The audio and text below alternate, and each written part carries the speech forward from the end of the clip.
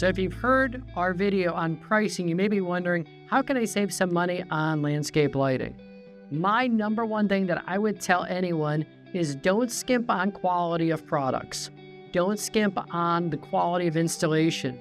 Every week we go out and we visit projects that somebody else did that's 3 to 5 years old, and they use lower quality products or the installation wasn't done right, and everything has to be redone. And to me, that's just such a waste.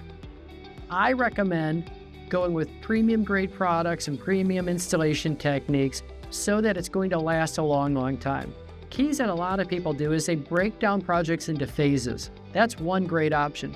The other thing to look at is there are going to be aspects of jobs that are more expensive. If we're going 40 or 50 feet up in a tree, second stories on a house, crossing driveways, large sidewalks, or just have a lot of terrain to cover, that's going to increase the amount of labor time we have on any job.